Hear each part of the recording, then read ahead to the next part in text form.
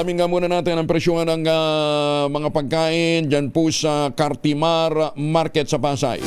Uy, ang bawat kilo daw po ng bigas parang gasolina tumaas na naman. May dagdag na 20 pesos. Anong latest dyan? Giselle Ricaport, RH15. Giselle, good morning.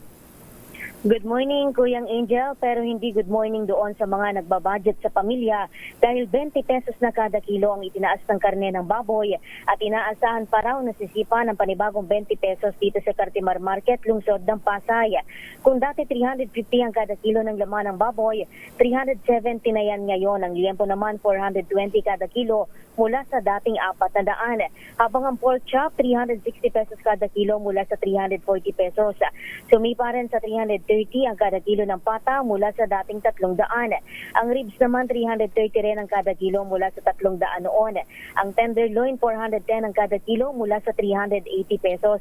Habang ang pigi at kasim parehong 360 pesos ang kada kilo mula sa 340 pesos, habang 230 naman ang kada kilo ng atay balunan mula sa dating 200. Kabilang sa mga tinukoy na dahilan ng mga retailer sa mataas na presyuhan ang wala ring puknat na taas presyo sa mga produktong petrolyo. Kaya ang demand daw sa baboy ngayon bagsak din at pahirapan pa silang makaubos ng 2 baboy o bagong katay ng baboy kada araw. Samantala, ang laman naman ng baka mahal din sa 430 pesos ang kada kilo mula sa 400 noon. Habang ang short ribs naman mabibili ngayon sa 390 pesos ang kada kilo mula sa 370 pesos. Ito si Giselle Ricaport para sa DZRH, una sa Pilipinas, una sa Pilipino. Maraming salamat, Giselle.